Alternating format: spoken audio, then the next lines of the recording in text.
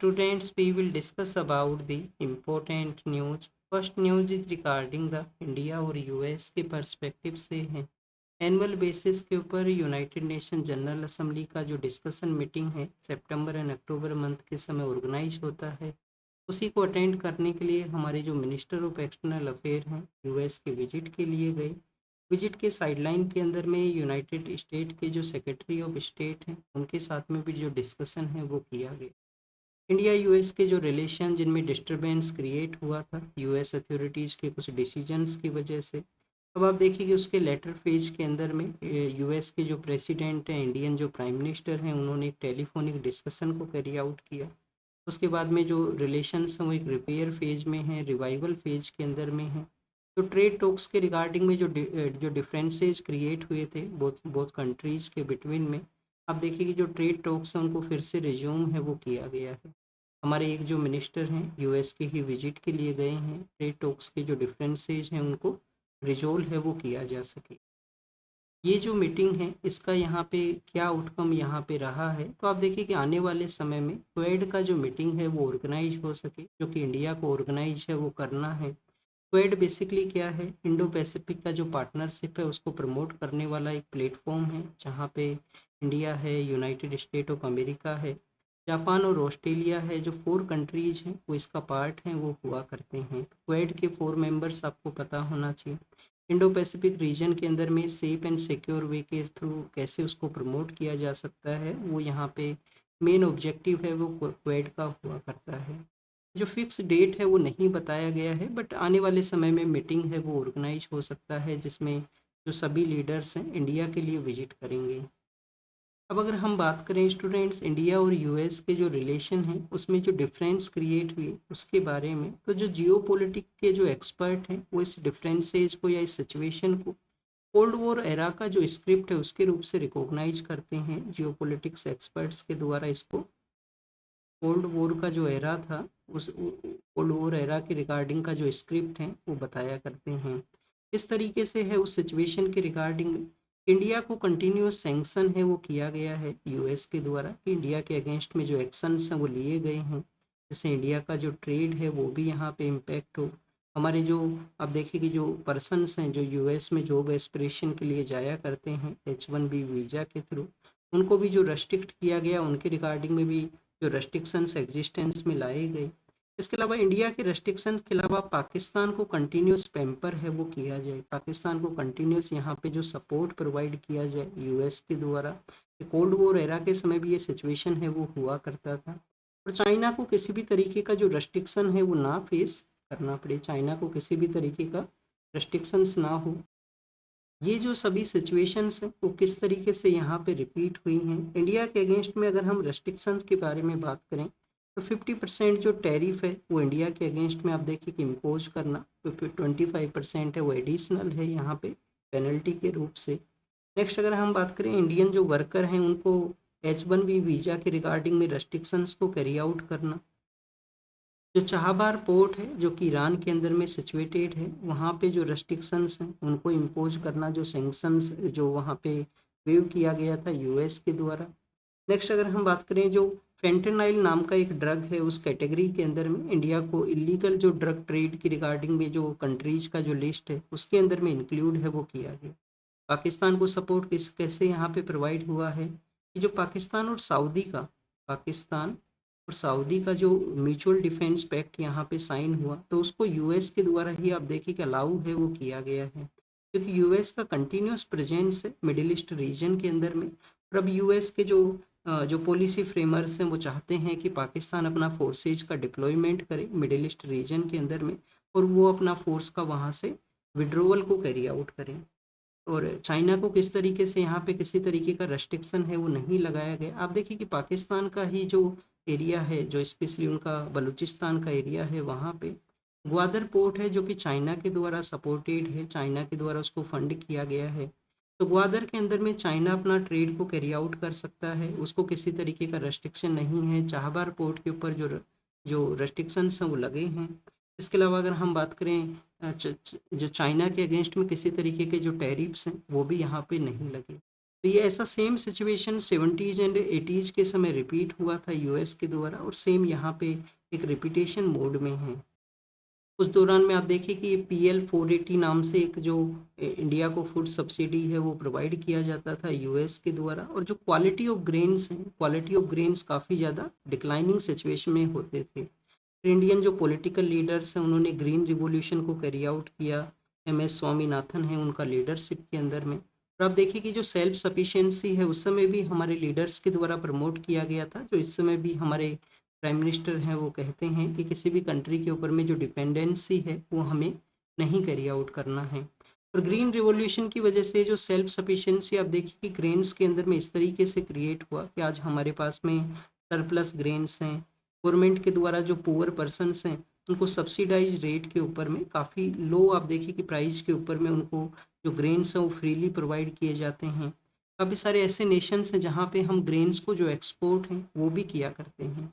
तो ये तो बेसिकली हमारा सेल्फ सफिशिएंसी एंड जर्नी के बारे में है। यहाँ पे हमने यूनाइटेड नेशन जनरल असेंबली के बारे में भी रीड किया, उसका जो 80 जो एनुअल मीटिंग है उसको अटेंड करने के लिए लीडर हमारे गए हैं। तो स्टूडेंट्स, अब आपको यहाँ पे एक बेसिक क्वेश्चन है वो पता होना चाहिए कि यूएन के, यूनाइटेड नेशन के 6 प्रिंसिपल ऑर्गेनाइजेशन हैं। 6 क्या हैं? 6 उसके प्रिंसिपल ऑर्गेनाइजेशन हैं। 6 प्रिंसिपल ऑर्गेनाइजेशन हैं, तो ये कौन कौन से हैं? फर्स्ट आप देखिए कि यूनाइटेड नेशन जनरल असेंबली है, यूनाइटेड नेशन जनरल असेंबली है। फिर यूनाइटेड नेशन सिक्योरिटी काउंसिल है। तो यूएन के जो मेंबर्स हुआ करते हैं जनरल असेंबली का वो पार्ट हुआ करते हैं। सिक्योरिटी काउंसिल के अंदर में 5 तो आप देखिए कि परमानेंट मेंबर हैं, 10 वहाँ पे नॉन परमानेंट मेंबर हैं जो कि 2 ईयर के बेसिस के ऊपर में इलेक्ट होते हैं। इंडिया काफ़ी बार नॉन परमानेंट मेंबर के रूप से तो इलेक्ट हो चुका है, बट इंडिया का जो कोशिश है G4 नेशंस के थ्रू कि यूएनएससी का रिफॉर्म है वो किया जाए, और रिफॉर्म का ज़रूरत भी है। ग्लोबल साउथ के जो कंट्रीज हैं उनका रिप्रेजेंटेशन यहाँ पे हो। आप देखिए कि लैटिन अमेरिका, अफ्रीका ऐसे कॉन्टिनेंट्स हैं जहाँ पे किसी भी कंट्री का जो रिप्रेजेंटेशन है जो परमानेंट मेंबर के रूप से नहीं है सिक्योरिटी काउंसिल के अंदर में। नेक्स्ट अगर हम बात करें, अब देखिए इकोनॉमिक एंड सोशल काउंसिल है, एक है इकोनॉमिक एंड सोशल काउंसिल, तो थर्ड यहाँ पे प्रिंसिपल ऑर्गेनाइजेशन हुआ। फिर स्टूडेंट्स एक ट्रस्टशिप काउंसिल है वो भी एग्जिस्ट करता है, ट्रस्टीशिप काउंसिल है वो भी एग्जिस्ट करता है। तो ट्रस्टीशिप काउंसिल के अलावा इंटरनेशनल कोर्ट ऑफ जस्टिस है, ओनली यूएन का जो 6 प्रिंसिपल ऑर्गेनाइजेशन है जिसका हेडक्वार्टर आउटसाइड द न्यूयॉर्क के आउटसाइड के अंदर में सिचुएटेड है। तो इसका हेडक्वार्टर कहाँ पे है ये आप कमेंट सेक्शन के अंदर बताना, ये आपका होमवर्क है। नेक्स्ट अगर हम बात करें, एक यहाँ पे जो प्रिंसिपल ऑर्गेनाइजेशन है वो बचा है, वो है सेक्रेटरीट, यूएन का जो सेक्रेटरीट है। तो इस तरीके से 6 प्रिंसिपल ऑर्गेनाइजेशन है जो आपको पता है वो होने चाहिए। नेक्स्ट अगर हम बात करें स्टूडेंट्स, पाकिस्तान के बारे में है, हमने यहाँ पे पाकिस्तान के पैम्परिंग के बारे में देखा, बट आप देखिए कि कंटिन्यूस पाकिस्तान के अंदर में ह्यूमैनिटेरियन वायलेंस वो हुआ करता है। ह्यूमैनिटेरियन वायलेंस वहाँ पे एक TTP नाम का ग्रुप है, तहरीक तालिबान पाकिस्तान। अब आप देखिए कि ये जो ग्रुप्स हैं वो क्या है, मिलिटेंसी को ये ग्रुप्स कैरी आउट करते हैं, उनके लोगों के ऊपर में, सिविलियन पर्सनस के ऊपर में एरियल बॉम्बिंग है वो किया गया है पाकिस्तान के सिक्योरिटी फोर्सेज के द्वारा। इस रीजन के अंदर में है ये जो ग्रुप्स हैं, जो खैबर पख्तूनवा का जो रीजन है जो कि अफगानिस्तान के साथ में बॉर्डर है वो शेयर करता है। अफरीदी नाम का जो ट्राइबल कम्युनिटी है उस एरियाज में रहा करती है, जो खैबर पख्तूनवा का एरिया है जो कि जहाँ पे खैबर पास भी सिचुएटेड है, अफगानिस्तान से बॉर्डर है वो भी शेयर करता है। हमारे लिए क्या इंपॉर्टेंट है एग्जाम के लिए? एग्जाम के लिए आप देखिए कि एक पैटर्न आपको मिलेगा कि काफ़ी बार जो इंसर्जेंट्स जो ग्रुप्स हुआ करते हैं इस तरीके से एक्टिविटीज़ को क्यों कैरी आउट करते हैं, क्योंकि स्टूडेंट्स पिछले कुछ समय से कुछ इंसर्जेंट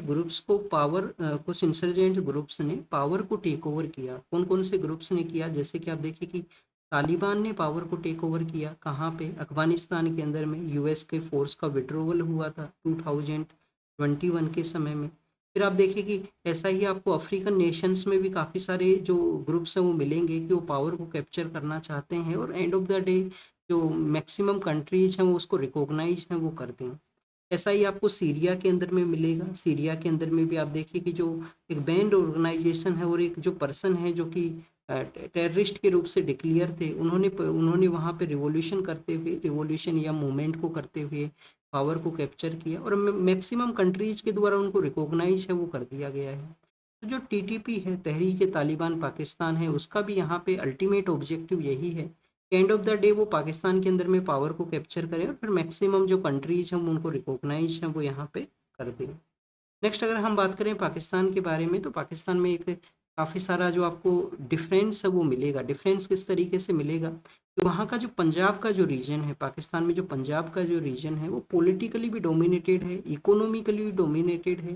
और पॉलिटिकली तो इस तरीके से डोमिनेटेड है कि आप देखिए कि जो पॉलिटिकल पार्टीज हैं उनको रिक्वायर्ड नहीं है कि अदर पार्ट के अंदर में वो अपना कैंपेनिंग भी करें या अदर पार्ट के अंदर में वो अपने जो मेंबर्स हैं उनके वहाँ से विक्ट्री है उसको अचीव करें। अगर पंजाब का जो रीजन उन्होंने कंट्रोल कर लिया, वहाँ पे अच्छा विक्ट्री कर लिया, तो गवर्नमेंट फॉर्मेशन के जो नंबर्स हैं वो वहाँ पे क्रिएट हो सकते हैं। तो ये हमने पाकिस्तान के बारे में देखा। नेक्स्ट अगर हम बात करें, जीएसटी रिफॉर्म्स को प्रमोट किया गया है। पीएम सर ने कुछ कुछ स्टेट्स के विजिट के लिए गए थे। अभी आप देखिए अरुणाचल प्रदेश के विजिट के लिए गए हैं, अरुणाचल प्रदेश, त्रिपुरा के वहाँ पे गए हैं, त्रिपुरा के वहाँ पे गए हैं। तो उस विजिट के दौरान में उन्होंने जीएसटी के रिगार्डिंग में जो गवर्नमेंट ने रिफॉर्म्स लिए हैं उनको कहा गया कैसे आने वाले समय में जो एमएसएमई का जो सेक्टर है उसको ये प्रमोट करेंगे, उसको बूस्ट करने का भी ज़रूरत था क्योंकि हमें ग्रोथ है उसको कैरी आउट करना है प्रेजेंट समय में। बचत उत्सव है उसको, जो यहाँ पे जीएसटी रिफॉर्म है उसको बचत उत्सव मीन्स सेविंग का जो यहाँ पे एक फेस्टिवल के रूप से बताया गया है। तो वन नेशन वन टैक्सेशन के थ्रू हम जीएसटी लेके आए, अब यहाँ पे स्लैब्स को रिस्ट्रक्चर किया गया है, लोगों के पास में पैसा बचेगा और हमें स्वदेशी जो प्रोडक्ट्स हैं उनको प्रमोट है वो करना है।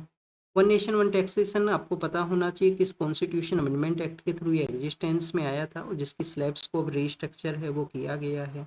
नॉर्थ ईस्टर्न जो स्टेट्स के वहाँ पे विजिट के अंदर में गवर्नमेंट के जो इनिशिएटिव हैं, जैसे कि जो लास्ट विलेज जिसको बोला करते थे उसको प्रायोरिटी बेसिस के ऊपर में फर्स्ट विलेज का जो नाम दिया गया है, जो हमारे बॉर्डर विलेज हैं जिनको कि फर्स्ट विलेज के रूप से अब कहा जाता है। इसके अलावा स्टूडेंट्स बॉर्डर एरियाज के अंदर में वाइब्रेंट विलेज प्रोग्राम भी है, वाइब्रेंट विलेज प्रोग्राम भी है जो बेसिक सर्विस को प्रोवाइड करने के रिगार्डिंग में है।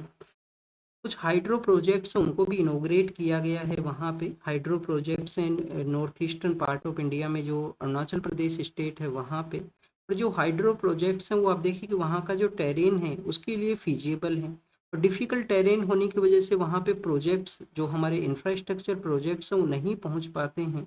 बट आप देखिए कि हाइड्रो प्रोजेक्ट्स के थ्रू वो जो स्टेट्स हैं कैसे हमारे कंप्लीट नेशन को सपोर्ट है वो प्रोवाइड करते हैं।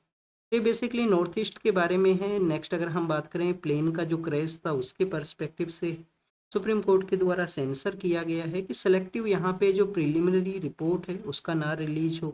Aircraft accident investigation bureau, aircraft accident investigation bureau, उनके द्वारा इसको इन्वेस्टिगेट है वो किया गया है जो प्लेन का क्रैश हुआ था अहमदाबाद के वहाँ पे।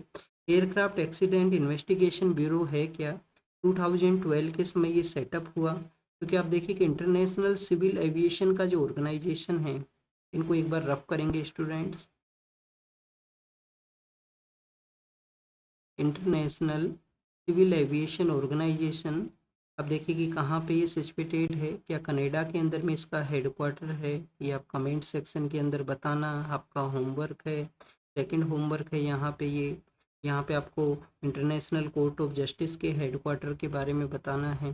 तो इंटरनेशनल सिविल एविएशन का जो ऑर्गेनाइजेशन है उसका हेडक्वार्टर कनाडा के अंदर में है, सिटी आपको देखना है। उनके द्वारा कहा गया था कि जो सिविल एविएशन का ऑर्गेनाइजेशन है वो ही इन्वेस्टिगेट को ना कैरी आउट करे, जैसे हमारे डीजीसीए है, director general of civil aviation जो हुआ करते हैं, एक सेपरेट विंग बनाया जाए एयरक्राफ्ट के एक्सीडेंट्स इन्वेस्टिगेशन के रिगार्डिंग में। तो इसको क्रिएट किया गया 2012 के समय में। उसी के रिपोर्ट के बारे में अब जो कंप्लीट मेंशन किया गया है कि यहाँ पे ज़रूरी है कि कंप्लीट रिपोर्ट एग्जिस्टेंस में आए, प्रिलिमिनरी बेसिस के ऊपर सेलेक्टिव रिपोर्ट्स हैं वो ना रिलीज हों, तो सुप्रीम कोर्ट का ये यहाँ पे सेंसर है वो किया। नेक्स्ट अगर हम बात करें स्टूडेंट्स डिफामेशन के बारे में है, सुप्रीम कोर्ट के एक जो जज हैं उन्होंने ऑब्जर्व किया है कि समय के साथ में जो क्रिमिनल डिफामेशन के जो केसेज हैं वो यहाँ पे इंक्रीज हुए हैं। फर्स्ट तो आप देखिए कि डिफामेशन हुआ क्या करता है। डिफामेशन मीन्स मानहानि, कि आपने आपका जो रेपुटेशन है उसको खराब करने का किसी ने कोशिश है वो किया हो। तो फर्स्ट आप देखिए कि सुप्रीम कोर्ट के जज का मानना क्या है कि नंबर ऑफ जो क्रिमिनल डिफामेशन के जो केसेज हैं वो इंक्रीज हुए हैं, केसेज यहाँ पे इंक्रीज हुए हैं। क्रिमिनल डिफामेशन के केसेस किसके द्वारा इंक्रीज किए गए, प्राइवेट इंडिविजुअल के द्वारा भी इंक्रीज किए गए। प्राइवेट जो इंडिविजुअल पर्सन हैं उनके द्वारा भी इंक्रीज किए गए, और पॉलिटिकल पार्टीज के द्वारा भी आप देखिए जो पॉलिटिकल पार्टीज हैं उनके द्वारा भी इनको फाइल है वो किया गया है। तो फर्स्ट क्वेश्चन आपके लिए जो रेज होता है वो ये है कि ये जो डिफामेशन है वो है क्या। डिफामेशन है कि स्पीकिंग और writing words, defamation refers to the speaking और राइटिंग वर्ड्स, मेकिंग साइंस और publishing any information against someone with the intention to harm the that party, कि उस जो पर्सन है, जो जिस भी पर्सन के बारे में आप यहाँ पे कुछ लिखते हो, कुछ राइटिंग में कैरी आउट करते हो या बोलते हो, या कुछ साइंस आप क्रिएट करते हो जिससे कि उसका रेपुटेशन है उसको आप यहाँ पे खराब कर सको, और ये उसका जो रेपुटेशन को डैमेज कर सकता है। किसके रेपुटेशन को डैमेज कर सकता है, इंडिविजुअल पर्सन का भी और ग्रुप का भी। इंडिविजुअल पर्सन या आप देखिए कोई बिजनेस ग्रुप है वो भी फाइल कर सकता है कि ग्रुप का रेपुटेशन को खराब करने का कोशिश किया गया फॉल्स इन्फॉर्मेशन के थ्रू।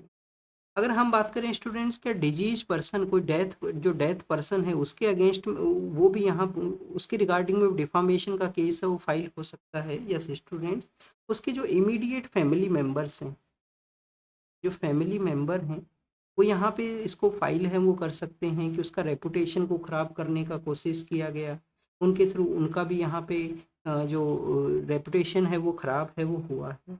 हमारा जो आईपीसी जो हुआ करता था, इंडियन पीनल जो कोड है, वो आप देखिए कि इंडियन पीनल कोड के अंदर में जो सेक्शंस हुआ करते थे 499, 499, 500, वहाँ पे डिफामेशन के बारे में मेंशन था। फिर अगर हम बात करें अब प्रेजेंट समय में, आप देखिए कि जो न्याय संहिता है जो हमारे यहाँ पे लॉज को चेंज किया गया है, उसके अंदर में किस सेक्शन में इसका मेंशन है, तो उसके अंदर में जो सेक्शन 356 है, बीएनसी के अंदर में सेक्शन 356 है, वहाँ पे डिफामेशन का जो इंफॉर्मेशन प्रोसेस और पनिशमेंट प्रोसेस दोनों के ही बारे में मेंशन है वो किया गया है।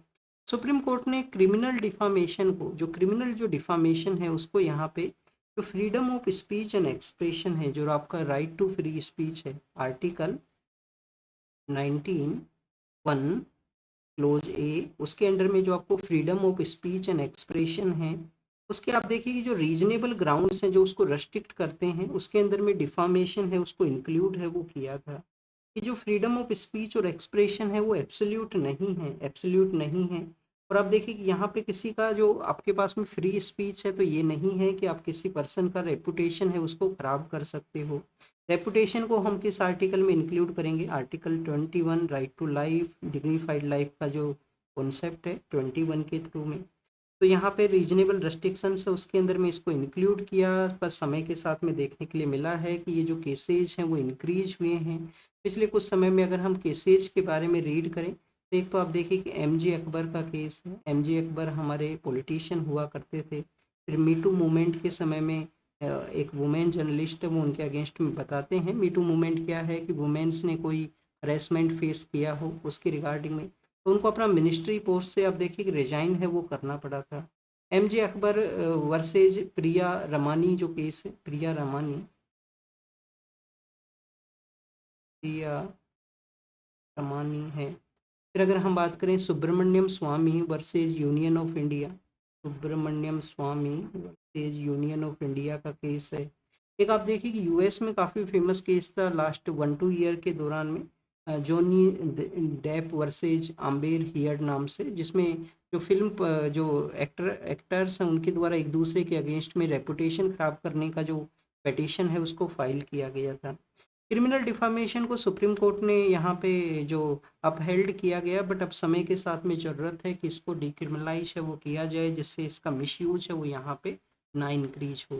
नेक्स्ट अगर हम बात करें स्टूडेंट्स इकोनॉमिक सेक्टर के बारे में है, इकोनॉमिक सेक्टर के बारे में यहाँ पे ये कहा गया कि रिसेंटली गवर्नमेंट ने कहा है कि कैसे यहाँ पे जो जो पर्सन्स हैं उनका कंजप्शन को इंक्रीज करना जरूरी है।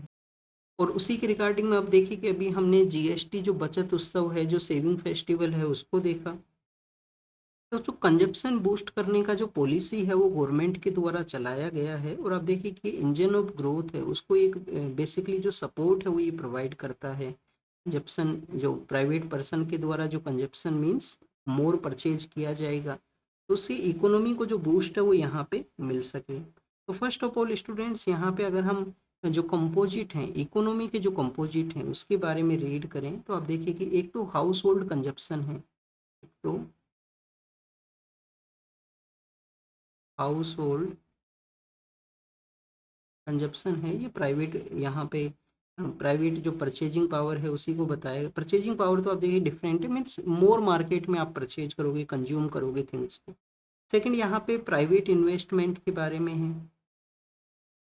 जो प्राइवेट इन्वेस्टमेंट जो हुआ करता है, प्राइवेट इन्वेस्टमेंट है, गवर्नमेंट का एक्सपेंडिचर है कि गवर्नमेंट मोर एक्सपेंड करे जिससे इकोनॉमी बूस्ट है वो रहे, गवर्नमेंट का एक्सपेंडिचर, प्राइवेट इन्वेस्टमेंट।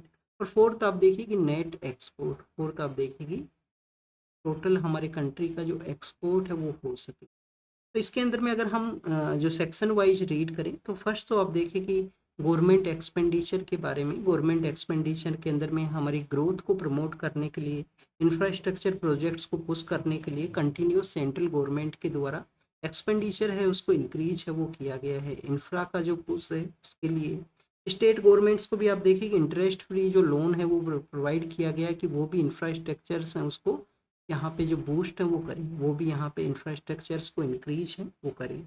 तो गवर्नमेंट ने आप देखिए कि जो जो यहाँ पे रेट हुआ करता था कि इतना परसेंटेज ऑफ रेट के ऊपर में उनको एक्सपेंडिचर को कैरी आउट करना है, उसमें भी कुछ डिक्लाइन हुआ। उसमें कुछ डिक्लाइन कैसे हुआ, क्योंकि अभी गवर्नमेंट ने कुछ ऐसे सेक्टर्स हैं जैसे कि डिफेंस को प्रायोरिटाइज किया गया है, कुछ वो जो अलग एरियाज हैं वहाँ पे भी उनको प्रायोरिटाइज किया गया कि हमें सभी सेक्टर्स में जो ग्रोथ है उसको करना है। तो लिटिल बिट यहाँ पे गवर्नमेंट का एक्सपेंडिचर में डिक्लाइन है वो हुआ है, जो कि जस्ट आफ्टर द कोविड के समय जो मोर गवर्नमेंट का एक्सपेंडिचर में कंट्रीब्यूशन था।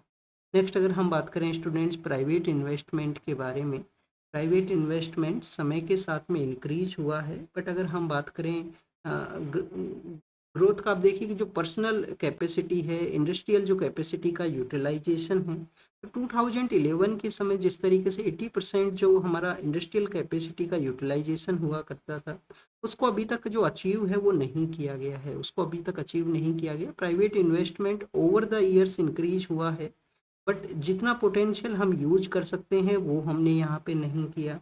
नेट एक्सपोर्ट के बारे में देखें तो आप देखिए कि ट्रेड है वो स्ट्रगलिंग फेज के अंदर में है। यूएस के द्वारा जो मेजर ट्रेड डेस्टिनेशन होता था, टैरिफ को इंक्रीज करना हो, और भी काफ़ी सारे रेस्ट्रिक्शंस हैं जो लगे हैं, जैसे चाहबार पोर्ट का जो हमें जो एक्सेस हुआ करता था उस पर रेस्ट्रिक्शंस लगा दिए गए हैं। अब आप देखिए कि सेंट्रल जो एशियन कंट्रीज हैं, जो अफगानिस्तान है उसको एक्सपोर्ट करते हैं, वो भी यहाँ पे स्ट्रगलिंग फेज के अंदर में काउंट है वो किया जाएगा।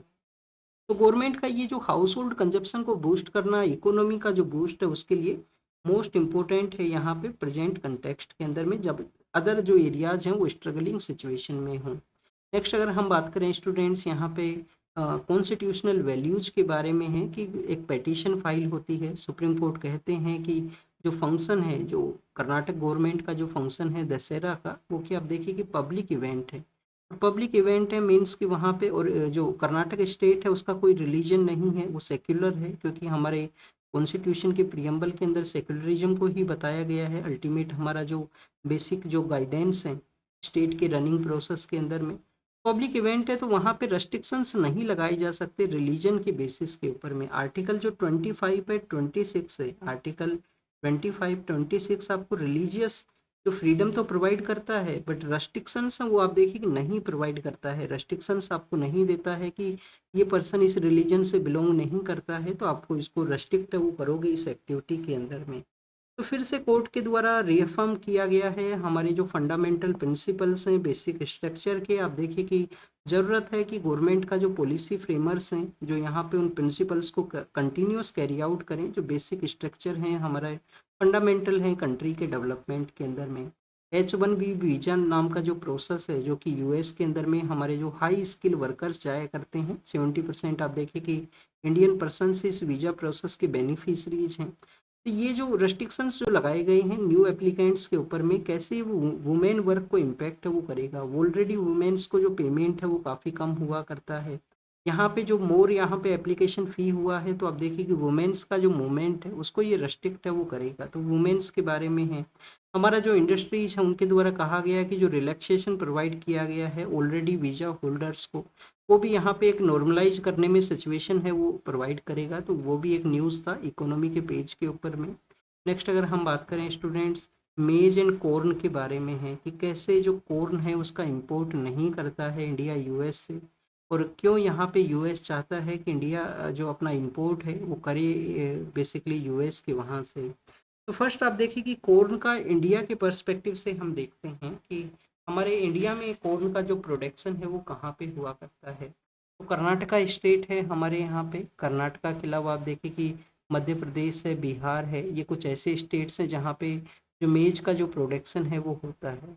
यूएस के अंदर में कहाँ पे हुआ करता है, यूनाइटेड स्टेट ऑफ अमेरिका के अंदर में जो मिडिल वेस्ट का जो एरिया है, का जो सेंट्रल वेस्ट का जो पार्ट है, ये कुछ ऐसे स्टेट्स हैं जहाँ पे जो रिपब्लिकन जो पार्टी है, जो प्रेजेंट समय में उनके जो प्रेसिडेंट हैं उनका डोमिनेटेड एरिया है, रिपब्लिक पार्टी का वहाँ पे होल्ड है।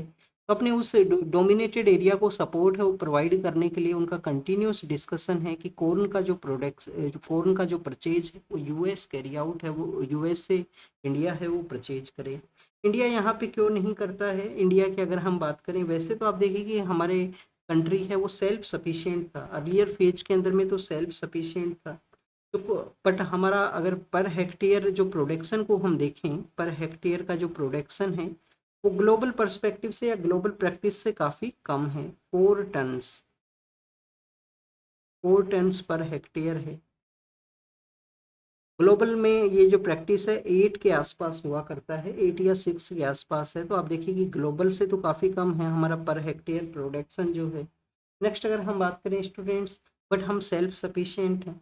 काफ़ी बार ऐसा भी समय होता था कि हम एक्सपोर्ट को कैरी आउट करते थे। पिछले कुछ समय से आप देखिए कि हमने जो कॉर्न का जो इंपोर्ट किया है वो किया है म्यांमार से। म्यांमार हमारा नाइबर कंट्री है तो उससे हमने किया है।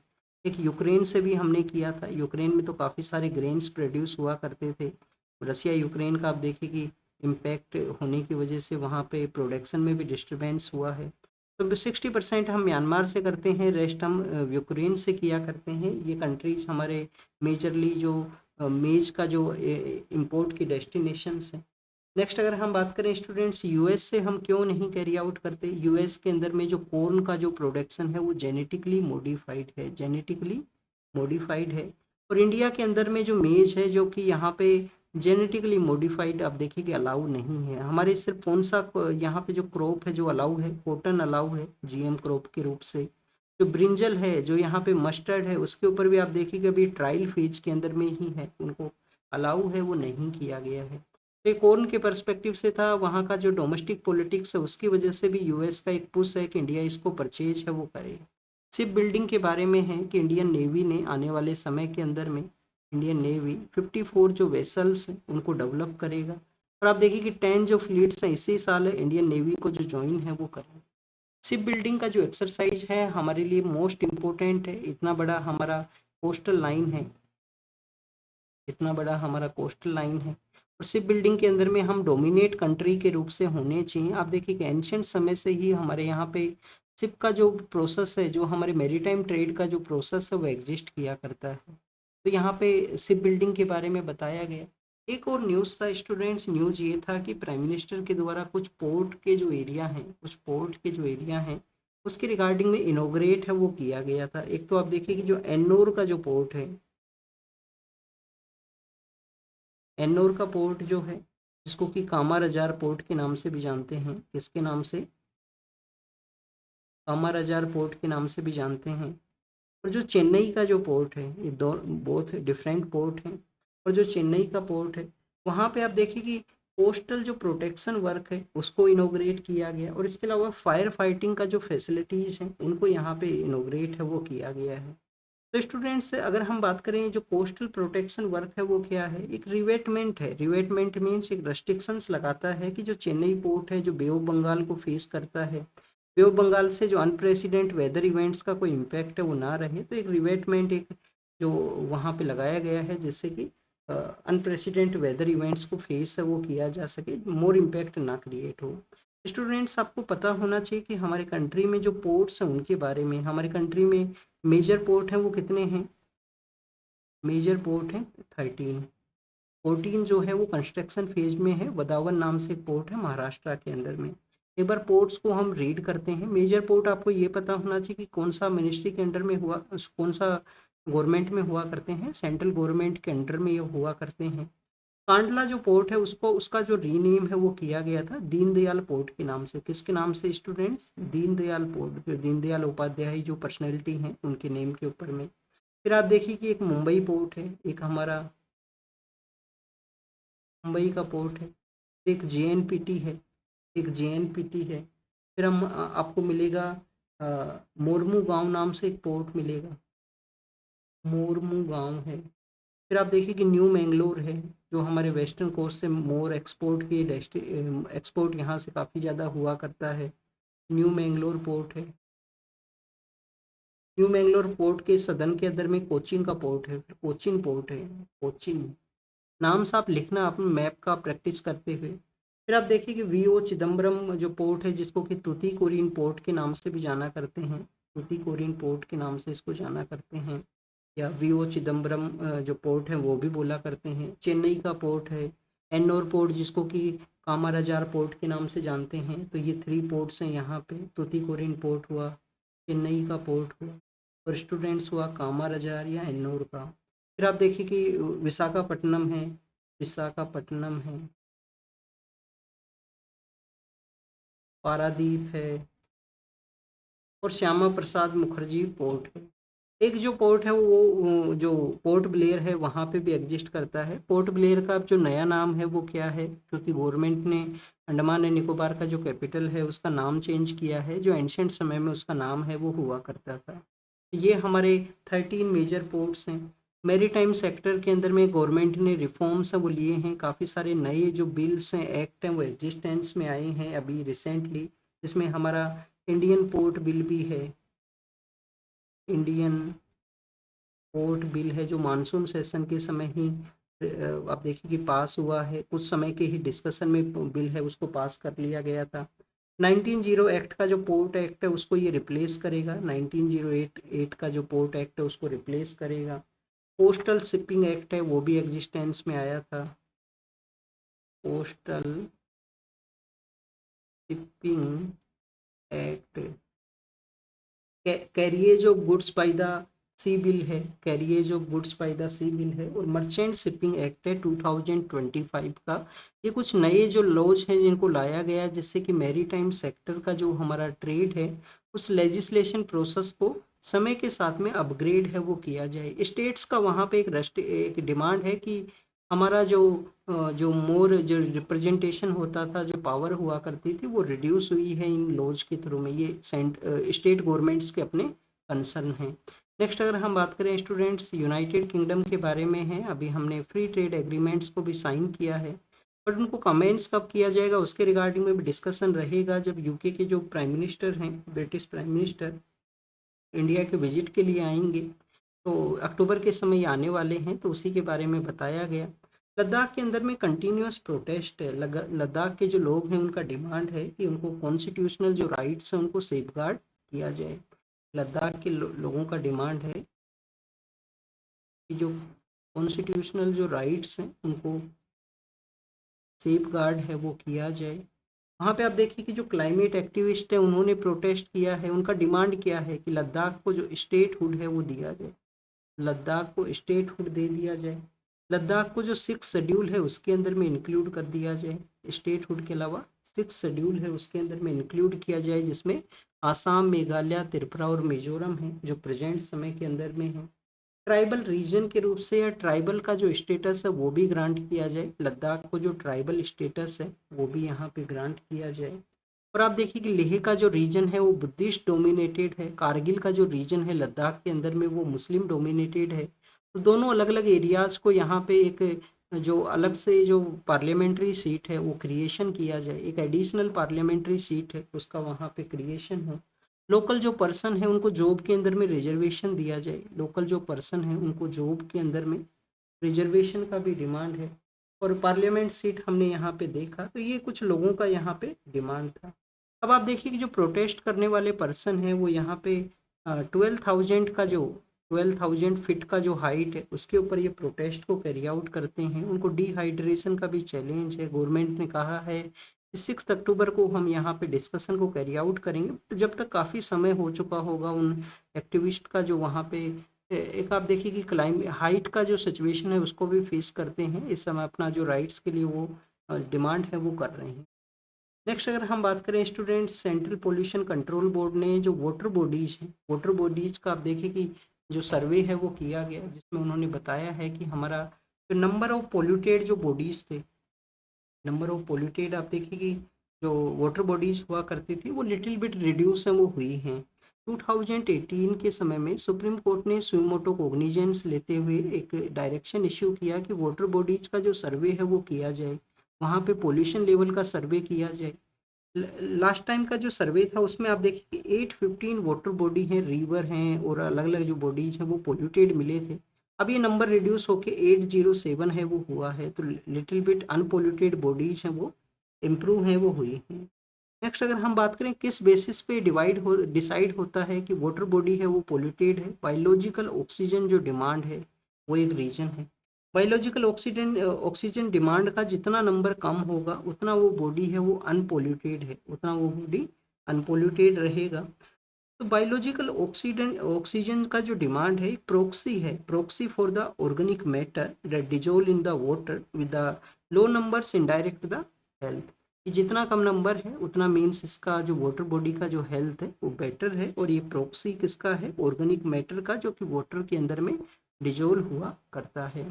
सेंट्रल पोल्यूशन कंट्रोल बोर्ड कौन कौन से लॉज के थ्रू रेगुलेट करता है, क्या वाटर एक्ट कोई वाटर पोल्यूशन का जो प्रिवेंशन एक्ट है उसको रेगुलेट करता है, एयर भी क्या इसके डोमेन में है, तो बोथ इसके डोमेन में हुआ करते हैं। पहले आप देखिए कि वाटर के थ्रू ये बना था, बाद में एयर का जो पोल्यूशन रेगुलेशन का जो एक्ट है उसको भी इसके रेगुलेशन में लाया गया।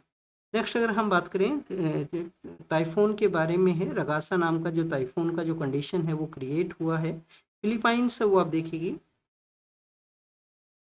फिलीपाइंस से वो मेजरली इससे इम्पैक्ट है वो हुआ है। चाइना के अंदर भी एक सिटी से इवैक्यूएट किया गया है लोगों को। तो फर्स्ट आपके लिए जो क्वेश्चन यहाँ पे रेज होता है कि जो टाइफून्स हैं, जो तूफान हैं, वो होते क्या हैं। तूफान आप देखिए कि एक एक रीजन है जहाँ पे ये क्रिएट होते हैं ईस्टर्न हेमिस्फेयर के अंदर में।